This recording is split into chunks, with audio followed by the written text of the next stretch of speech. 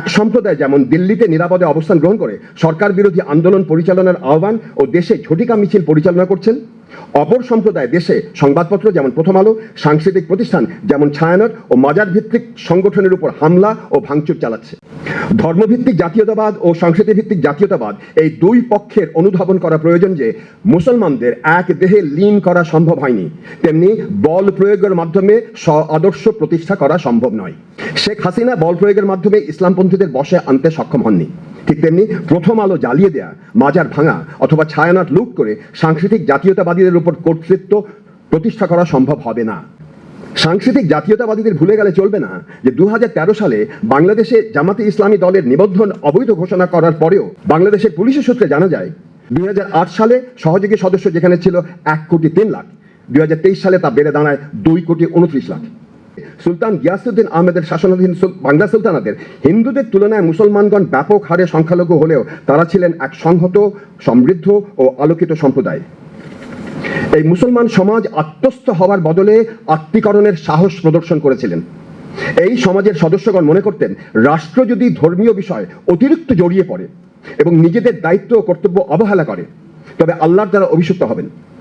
একই সাথে ধর্মীয় ব্যক্তিবর্গ নিয়ম কানুন ও আচার অনুষ্ঠান পালনে ব্যর্থ হলে আল্লাহর দ্বারা অভিশপ্ত হবেন। বাংলাদেশে জাতীয়তা কল্পনে ইউসুফ জুলেখার কার্যকারিতা। বাংলা সুলতানাতের নাতিদীর্ঘ পর্যবেক্ষণ শেষে এখন ঘটমান বর্তমান বাংলাদেশে দৃষ্টি ফেরানো প্রয়োজন। আমি শুরু করছি পূর্ববঙ্গ, পূর্ব পাকিস্তান ও বাংলাদেশে সংঘটিত সোশ্যাল ড্রামা বা সামাজিক নাট্যের এক সংক্ষিপ্ত ব্যাখ্যা উপস্থাপনের মাধ্যমে। সামাজিক নাট্য নৃবিজ্ঞানী ভিক্টর টার্নার প্রবর্তিত একটি প্রসেসুয়াল মডেল। তার মতে প্রতিটি সমাজেই বিভিন্ন গোষ্ঠী বা শ্রেণীর স্বার্থের সংঘাত বিদ্যমান থাকে, যা শান্তিকালীন সময়ে অদৃশ্য অবস্থায় বিরাজ করে। এই সংঘাতগুলোকে অনির্ধারণ এবং নির্ধারণ পদ্ধতি এই দুয়ের মধ্যকার দ্বন্দ্বের ফল হিসেবে দেখা যেতে পারে। এই দ্বন্দ্বের এক পক্ষে নির্ধারণ পদ্ধতি বজায় রাখতে সচেষ্ট থাকে, অর্থাৎ প্রচলিত সামাজিক, রাজনৈতিক, অর্থনৈতিক ব্যবস্থা সম্মতি অর্জনের অথবা বল প্রয়োগের মাধ্যমে অক্ষুণ্ণ রাখতে চায়। অপরদিকে এর বিপক্ষে অনির্ধারণ কামনা করে, অর্থাৎ প্রচলিত ব্যবস্থা ভেঙে এই পক্ষ নতুন ব্যবস্থা গঠনের আকাঙ্ক্ষা পোষণ করে। সামাজিক নাট্যে এই দ্বন্দ্বের সূচনা আর তার পরিণতি 4টি ধাপে অগ্রসর হয়। প্রথম ধাপটা হচ্ছে লঙ্ঘন, যে ধাপে প্রচলিত ব্যবস্থার ফাটল চোখে পড়ে, যা অসন্তোষের প্রথম প্রকাশ ঘটে যেখানে। দ্বিতীয় ধাপ হচ্ছে সংকট। এই ধাপে অসন্তোষ দ্বন্দ্বের চরম রূপ বা সংকটে পরিণত হয়। তৃতীয় ধাপ প্রতিকার। সংকট নিরসন বা মীমাংসার প্রয়োজন চালানো হয় এই ধাপে। চতুর্থ পুনর্মিলন বা বিভাজন। সফল মীমাংসা হলে সমাজে পুনরায় একতা আসে, আর ব্যর্থ হলে স্থায়ী বিভাজন ঘটে এই ধাপে। এখানে উল্লেখ করা প্রয়োজন, যে কোনো সামাজিক নাট্যের পরিসমাপ্তিতে সমাজে যদি পুনর্মিলন ঘটেও তবুও সেই সমাজ পূর্বকার অবস্থায় ফিরে যায় না। নতুন ব্যবস্থা গঠনের আকাঙ্ক্ষার চাপে সমাজের প্রচলিত সামাজিক, রাজনৈতিক, অর্থনৈতিক ব্যবস্থায় একটি গুণগত পরিবর্তন সূচিত হয়। পাকিস্তানের অভ্যুদয়ের পর পূর্ববঙ্গে প্রথম সামাজিক নাট্য ভাষা আন্দোলন কেন্দ্র করে। এর ফাটল দেখা যায় 1948 সালে জাতীয় ভাষার প্রশ্নকে কেন্দ্র করে। এই নাট্যে ধর্মভিত্তিক জাতীয়তার পক্ষে দাঁড়ায় পাকিস্তান রাষ্ট্র এবং এর বিরুদ্ধে আওয়ামী মুসলিম লীগ, পরবর্তীতে আওয়ামী লীগ, পাকিস্তান ন্যাশনাল কংগ্রেস, পূর্ব পাকিস্তান কমিউনিস্ট পার্টি, তমুদ্দিন মজলিস, সর্বদলীয় রাষ্ট্রভাষা সংগ্রাম পরিষদের নেতৃত্বে পূর্ববঙ্গের জনগণ ভাষাভিত্তিক নতুন ব্যবস্থা গঠনের আকাঙ্ক্ষা পোষণ করে। 1952 সালে এই অসন্তোষ চূড়ান্ত সংকটের রূপ নেয়। 1954 সালে পাকিস্তানের গণপরিষদ আনুষ্ঠানিকভাবে বাংলা ভাষাকে রাষ্ট্রভাষা হিসেবে স্বীকৃতি দেওয়ার মাধ্যমে একটি প্রতিকারমূলক ব্যবস্থা নেয়। এই সামাজিক নাট্যের পরিণতিতে শান্তিপূর্ণ রূপে পুনর্মিলন হলেও পূর্ববঙ্গে ভাষা ও সংস্কৃতি ভিত্তিক বাঙালি জাতীয়তাবাদের জন্ম নেয়। দ্বিতীয় সামাজিক নাট্য। পূর্ব পাকিস্তানের দ্বিতীয় সামাজিক নাট্যের ফটল স্পষ্ট হয় 1966 সালে আওয়ামী লীগের 6 দফা প্রস্তাবের উত্থাপনের ফলে সংকট ঘনীভূত হয় 1969 সালে গণ অভ্যুত্থানের মাধ্যমে। এরপর প্রতিকারমূলক ব্যবস্থা আইয়ুব খান পদত্যাগ করেন, ইয়াহিয়া খান শাসনভার গ্রহণ করে 70 সালে নির্বাচনের আয়োজন করেন। 1971 সালে শেখ মুজিবুর রহমানের সাথে পাকিস্তানের শাসক গোষ্ঠীর গোল টেবিল বৈঠক ছিল মূলত এই সংকট সমাধানের শেষ চেষ্টা, কিন্তু এই প্রতিকারমূলক ব্যবস্থা পুরোপুরি ব্যর্থ হয়। এর চূড়ান্ত পরিণতি হয় স্থায়ী ও অপ্রতিকারযোগ্য বিচ্ছিন্নতায়। দীর্ঘ 9 মাসের মুক্তিযুদ্ধের মাধ্যমে পাকিস্তান রাষ্ট্র কাঠামো থেকে পূর্ব পাকিস্তান সম্পূর্ণ বিচ্ছিন্ন হয়ে যায় এবং একটি স্বাধীন রাষ্ট্র হিসেবে বাংলাদেশের জন্ম হয়। 1972 সাল থেকে স্বাধীন বাংলাদেশের রাজনৈতিক ইতিহাসকে ভিক্টর টার্নারের সোশ্যাল ড্রামা তত্ত্বের আলোকে বিশ্লেষণ করলে দেখা যায় বাংলাদেশ রাষ্ট্র 2টা বড় সামাজিক নাট্য মোকাবেলা করেছে। জনগণের স্বপ্নভঙ্গ ও নবজাত রাষ্ট্রের রূপান্তর 1972 থেকে 75 এবং শাহবাগ জনজাগরণ থেকে 36 জুলাই গণ অভ্যুত্থান 2013 থেকে 2024। দুটি সামাজিক নাট্য ধর্মভিত্তিক জাতীয়তাবাদ এবং ভাষা ও সংস্কৃতি ভিত্তিক জাতীয়তাবাদের দ্বন্দ্ব হতে উৎপন্ন। 1971 সালে স্বাধীন ও সার্বভৌম রাষ্ট্ররূপে আবির্ভাবের সময় থেকে বাংলাদেশের অস্তিত্বের শেকড় ছিল ভাষা, সংস্কৃতি, সেকুলারবাদ ভিত্তিক সাংস্কৃতিক জাতীয়তাবাদ।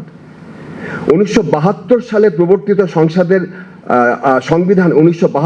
প্রবর্তিত সংবিধানের 8, 9, 12 ও 38 নম্বর অনুচ্ছেদে এই বিষয়টা খুব পরিষ্কারভাবে ব্যক্ত। যুদ্ধবিধ্বস্ত বাংলাদেশের অর্থনৈতিক সংকট, 1974 সালের চরম দুর্ভিক্ষ এবং অভ্যন্তরীণ আইন শৃঙ্খলার অবনতি দেখা যায় কিছুদিন পরেই। মুক্তিযুদ্ধের মাধ্যমে অর্জিত বহুত্ববাদী ও গণতান্ত্রিক আকাঙ্ক্ষার আদর্শিক কাঠামোর সাথে বাস্তব সংকটের যে দূরত্ব তৈরি হয় তাই ছিল প্রথম ফাটল। সরকার ও বিরোধী পক্ষগুলোর মধ্যে চূড়ান্ত সংঘর্ষ রূপ নেয়। গোপন হত্যাকাণ্ড, রক্ষী বাহিনীর বিতর্কিত ভূমিকা, রাজনৈতিক অস্থিরতা সমাজকে খণ্ড বিখণ্ডিত করে তোলে।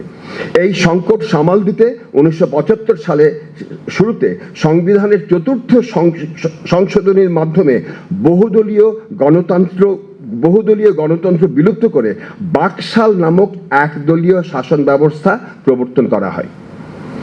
এটা ছিল সংকট দূরীকরণের রাষ্ট্রের পক্ষে নেয়া একটি প্রতিকারমূলক ব্যবস্থা, কিন্তু এই প্রাতিষ্ঠানিক প্রতিকার সাধারণ সমাজ ও সেনাবাহিনীর এক অংশের কাছে গ্রহণযোগ্য হয়নি। বাংলাদেশে স্থায়ী বিভাজন দেখা যায় 1975 সালে 15ই আগস্ট, যখন সপরিবারে শেখ মুজিবকে নৃশংসভাবে হত্যা করা হয়। এর পরপরই শুরু হয় একের পর এক সামরিক অভ্যুত্থান ও পাল্টা অভ্যুত্থান। বাংলাদেশের সমাজে আর বহুত্ববাদী ও গণতান্ত্রিক আদর্শিক কাঠামোয় ফিরে যেতে পারেনি। জিয়াউর রহমানের আগমন ও বাংলাদেশি জাতীয়তাবাদের উত্থানের মাধ্যমে সমাজে ইসলামপন্থী মতাদর্শ ভিত্তিক এবং ভাষা ও সংস্কৃতি ভিত্তিক জাতিগত পরিচয়ের একটি ঐতিহাসিক বিভাজন সৃষ্টি হয়। শাহবাগ 36 সামাজিক নাট্যের লঙ্ঘন বা ফাটল দেখা যায় 2013 সালে সংগঠিত শাহবাগ আন্দোলনে, যা শুরু হয়েছিল মুক্তিযুদ্ধ চলাকালে পাকিস্তান সেনাবাহিনীর সাথে সহযোগিতাকারী যুদ্ধে অপরাধীদের মৃত্যুদণ্ড এবং সকল প্রকার ধর্মীয় রাজনীতির উপর নিষেধাজ্ঞা আরোপের দাবিতে।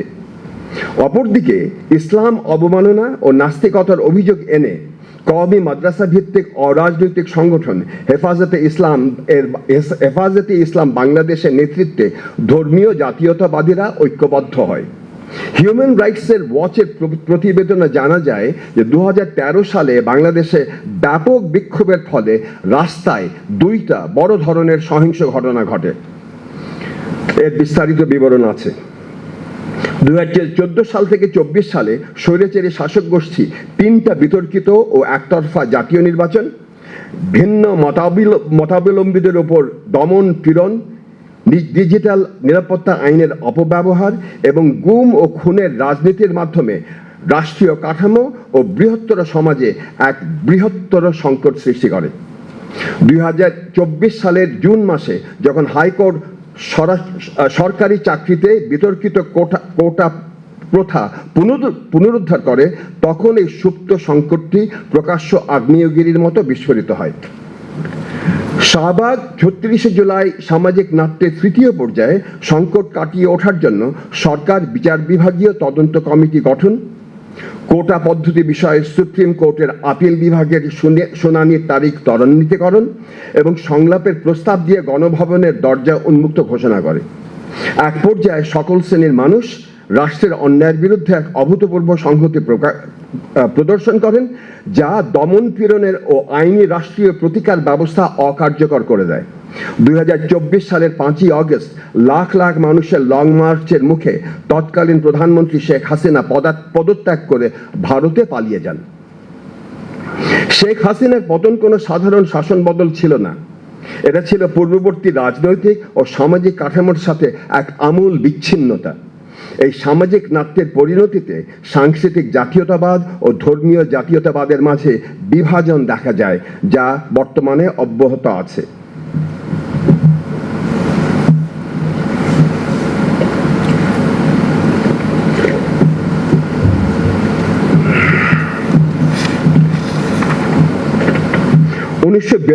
সালের রচিত এক প্রবন্ধে আমি যুক্ত দিয়েছিলাম যে পূর্ববঙ্গ ও পূর্ব পাকিস্তানে সংগঠিত দুইটা বৃহৎ সামাজিক নাট্য ভাষা আন্দোলন ও মুক্তিযুদ্ধের মূলে ছিল ধর্মভিত্তিক জাতীয়তাবাদ ও সংস্কৃতি ভিত্তিক জাতীয়তাবাদের দ্বন্দ্ব হতে উৎপন্ন, জাতিগত পরিচয় সংকটে লিপ্ত। এই একই জাতিগত পরিচয় সংকটের কারণে বাংলাদেশে জন্মের পর দুইটা সামাজিক নাট্য, জনগণের স্বপ্নভঙ্গ ও নবাগত রাষ্ট্রের রূপান্তর এবং শাহবাগ থেকে ৩৬ জুলাই গণ অভ্যুত্থান ঘটে। এই দুটো সামাজিক নাট্য। এই সংকট থেকে উত্তরণের জন্য রবীন্দ্রনাথ কর্তৃক সুপ্রসিদ্ধ ফরাসি দার্শনিক আর্নেস্ট রেনা উপস্থাপিত বক্তব্যের বাংলা ভাবানুবাদের প্রতি দৃষ্টি ফেরানো যেতে পারে। রবীন্দ্রনাথ বলেন, নেশন বাংলায় নেশন কথাটার প্রতিশব্দ নাই। ভাষার ঐক্যে ন্যাশনাল ঐক্যবন্ধন সহায়তা করে সন্দেহ নাই, কিন্তু তাহাতে এক করিবেই এমন কোনো জবরদস্তি নাই। তাহা ছাড়া ভাষায় নেশনের পরিচয় পাওয়া যায় এ কথাও ঠিক নয়। নেশন ধর্মমতের ঐক্য মানে না। ব্যক্তিবিশেষ ক্যাথলিক, প্রোটেস্ট্যান্ট, ইহুদি অথবা নাস্তিক যাই হোক না কেন, তাহার ইংরেজ, ফরাসি বা জার্মান হইবার কোনো বাধা নাই। নেশন একটি সজীব সত্তা, একটা মানুষ পদার্থ। দুইটা জিনিস এই পদার্থের অন্তঃপ্রকৃতি গঠন করিয়াছে। তাহার মধ্যে একটি অতীতে অবস্থিত আর একটি বর্তমানে। একটি হইতেছে সর্বসাধারণের প্রাচীন স্মৃতি সম্পদ, আরেকটি পরস্পর সম্মতি, একত্রে বসবাস করিবার ইচ্ছা। যে অখণ্ড উত্তরাধিকার হস্তগত হইয়াছে তাহাকে উপযুক্তভাবে রক্ষা করিবার ইচ্ছা। রবীন্দ্রনাথ ও আর্নেস্ট রেনা উপস্থাপিত যুক্তি ধরে আমি দাবি করি, নেশন বা জাতি যদি হয় এক সজীব সত্তা, একটি মানুষ পদার্থ, তাহলে বর্তমান বাংলাদেশে এই পদার্থ বা সত্তা গঠনে আমরা ব্যর্থ হয়েছি। কারণ জাতীয় পরিচয় গঠনে ধর্মভিত্তিক জাতীয়তাবাদ ও সংস্কৃতি ভিত্তিক জাতীয়তাবাদ উভয়ই অকার্যকর। দেশ ও বিদেশে অবস্থানকারী দুই সম্প্রদায়ের অনুসারীগণ বিদ্বেষপূর্ণ ও হঠকারী বক্তব্য এবং অসহিষ্ণু আক্রমণাত্মক কর্মকাণ্ড পরিচালনায় রত আছেন। এক সম্প্রদায় যেমন দিল্লিতে নিরাপদে অবস্থান গ্রহণ করে সরকার বিরোধী আন্দোলন পরিচালনার আহ্বান ও দেশে ঝটিকা মিছিল পরিচালনা করছেন, অপর সম্প্রদায় দেশে সংবাদপত্র যেমন প্রথম আলো, সাংস্কৃতিক প্রতিষ্ঠান যেমন ছায়ানট ও মাজার ভিত্তিক সংগঠনের উপর হামলা ও ভাঙচুর চালাচ্ছে।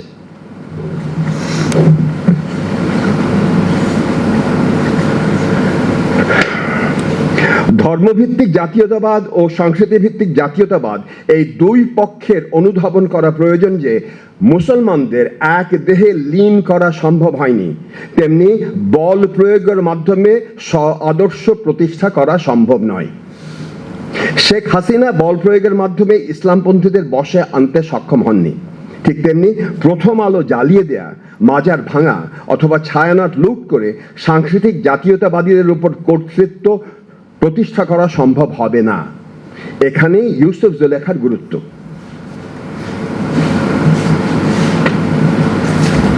ইসলামপন্থী ও ধর্মীয় জাতীয়তাবাদীদের সমর্থনকারীদের স্মরণ রাখা প্রয়োজন যে পবিত্র কোরআনের ১২তম ইউসুফ অধ্যায়ে নাজেলের যে উদ্দেশ্য শেষ 10টি আয়াতে ব্যক্ত করা হয়েছে তার সাথে শাহ মোহাম্মদ সেগুলের উদ্দেশ্যের সামঞ্জস্য রয়েছে। ইউসুফ জুলেখা কাব্য ও নাটগীত প্রযোজনার মাধ্যমে ইসলামের শিক্ষা, নীতিশাস্ত্র ও ধর্মের মাহাত্ম্য তুলে ধরা হয়েছে। এর মূল বার্তা সহজ: আল্লাহ ও তার আদেশের কাছে নিঃশর্ত আত্মসমর্পণের মাধ্যমে জোলেখার মতো মানবিক আবেগ ইউসুফের মতন রূপক ধরে ঐশ্বরিক সৌন্দর্যের সঙ্গে মিলনের পূর্ণতা পেতে পারে। উপরন্তু ইবন আমিন ভালোবাসার মাধ্যমে বিধুপ্রভার মন জয় করেন। বল প্রয়োগে বিধুপ্রভাকে ধর্মান্তরিত করা হয়নি। এই সূত্র ধরে যুক্তি দেওয়া যেতে পারে যে বাংলাদেশের সকল জনগণ যারা ভিন্ন ধর্মাবলম্বী অথবা যারা সাংস্কৃতিক জাতীয়তাবাদী তাদের উপর প্রকৃত প্রভাব অর্জনের জন্য বল প্রয়োগের প্রয়োজন নাই। প্রয়োজন ইউসুফ জুলেখার প্রেম, ইহলৌকিক এবং পরলৌকিক, কিংবা গ্রামসির ভাষায় দানবীয় বল প্রয়োগ নয়, বরং হেগেমনি অর্থাৎ সম্মতি অর্জন। একই সাথে সাংস্কৃতিক জাতীয়তাবাদীদের ভুলে গেলে চলবে না যে ২০১৩ সালে বাংলাদেশে জামাতে ইসলামী দলের নিবন্ধন অবৈধ ঘোষণা করার পরেও বাংলাদেশের পুলিশের সূত্রে জানা যায় ২০০৮ সালে জামাতের স্থায়ী সদস্য যেখানে ছিল ২৩,৮৬৩, সেখানে ২০২৩ সালে স্থায়ী সদস্য সংখ্যা দাঁড়ায় ৭৩,০৪৮ ২০০৮ সালে দলের কর্মী সংখ্যা যেখানে ছিল ২,২১,০০০, ২০২৩ সালে তা বেড়ে দাঁড়ায় ৬,৩৯,০০০। ২০০৮ সালে সহযোগী সদস্য যেখানে ছিল ১,০৩,০০,০০০, ২০২৩ সালে তা বেড়ে দাঁড়ায় ২,২৯,০০,০০০। ২০২৪ সালে বাংলাদেশ জামাতে ইসলামী ও ছাত্র শিবির নিষিদ্ধ ঘোষিত হবার পর তারাই শেখ হাসিনা পতনের পেছনে এক বড় সাংগঠনিক শক্তিরূপে কাজ করে এবং ৩৬ জুলাই গণ অভ্যুত্থানে শক্তিশালী ভূমিকা পালন করে। এতে পরিষ্কার হয় যে বল প্রয়োগ করে এদের লীন করা যায়নি। বল প্রয়োগ নয়, বরং হেগেমনি অর্থাৎ সম্মতি অর্জনের জন্য মনে রাখা প্রয়োজন প্রতিটি সম্প্রদায়ের সীমানার একটা প্রকাশ্য রূপ রয়েছে। এই প্রকাশ্য রূপ এক সম্প্রদায়ের সদস্যগণ অন্য সম্প্রদায়ের বহির্ভূত এই প্রকাশ্য রূপ এক সম্প্রদায়ের সদস্যগণ সম্প্রদায় বহির্ভূত বিশ্বের সম্মুখে উপস্থাপন করেন। কিন্তু প্রতিটি সম্প্রদায়ের সীমানার অভ্যন্তরে একটি ব্যক্তিগত রূপও রয়েছে, যার ফলে সম্প্রদায়ভুক্ত সদস্যগণ একে অপরের কাছে তাদের জীবন ও দৈনন্দিন অভিজ্ঞতার সমস্ত জটিলতা প্রকাশ করেন। এই ক্ষেত্রে সম্প্রদায়ের অভ্যন্তরে প্রকাশ্যে বিশ্বের দৃষ্টির আড়ালে একে অপরের পার্থক্য, বৈচিত্র্য ও জটিলতা প্রকাশিত হয়। অর্থাৎ একটি সম্প্রদায়ের সকল সদস্য কোনো ক্লোন কপি নন যে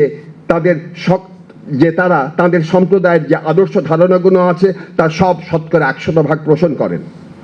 তার প্রকাশ্য রূপ ও ব্যক্তিগত রূপ শতকরা ১০০% মিলে যায়। যেহেতু একটি সম্প্রদায়ের সীমানার বাইরে ও ভেতরে তাদের প্রতিপক্ষ সমগোত্রীয় উভয়ের কাছে সম্প্রদায়ের আদর্শের ধারণা ভিন্ন ভিন্ন রূপে প্রকাশিত ও অনুভূত হয় এবং ব্যক্তিগত পরিসরে বিভেদ ও বৈচিত্র্য ও জটিলতা বিস্তারের সাধারণত বিশ্বের সম্মুখে অস্বীকৃত থেকে যায়, তাই এই সীমানাটিকে রবীন্দ্রনাথ আখ্যায়িত করেছেন পরিচিত জগতের উপরে তুচ্ছতার আবরণ রূপে। রবীন্দ্রনাথ বলেন, একদিন জোড়াসাঁকোর বাড়ির ছাদের ওপর অপরাহ্নের শেষে বেড়াইতেছিলাম। দিবাবসানের ম্লানিমার উপর সূর্যের আভাটি জড়িত হইয়া সেদিনকার আসন্ন সন্ধ্যা আমার কাছে বিশেষভাবে মনোহর হইয়া প্রকাশ পাইয়াছিল। পাশের বাড়ির দেয়ালগুলি পর্যন্ত আমার কাছে সুন্দর হইয়া উঠিল। আমি মনে মনে ভাবিতে লাগিলাম, পরিচিত জগতের উপর হইতে এই যে তুচ্ছতার আবরণ একেবারে উঠিয়া গেল, এটি কেবলমাত্র সায়াহ্নের আলোক সম্পাদের একটি জাদু মাত্র? কখনোই তাহা নয়। আমি বেশ দেখিতে পাইলাম ইহার আসল কারণটি এই যে সন্ধ্যা আমারই মধ্যে আসিয়াছি। আমি ঢাকা পড়িয়াছি। দিনের আলোতে আমি যখন অত্যন্ত উগ্র হইয়াছিলাম, তখন যাহা কিছু দেখিয়া শুনিতেছিলাম সমস্তই আমি জড়িত হইয়া আবৃত করিয়াছি। এখন সেই আমি সরিয়া আসিয়াছি বলিয়াই জগৎকে তাহার নিজের স্বরূপে দেখিতেছে। সে স্বরূপ কখনই তুচ্ছ নয়, তাহা আনন্দময়, সুন্দর।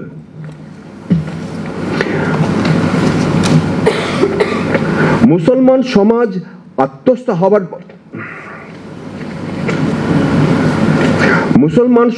আত্মস্থ হওয়ার বদলে আত্মীকৃত হওয়ার সাহস প্রদর্শন করেছিল।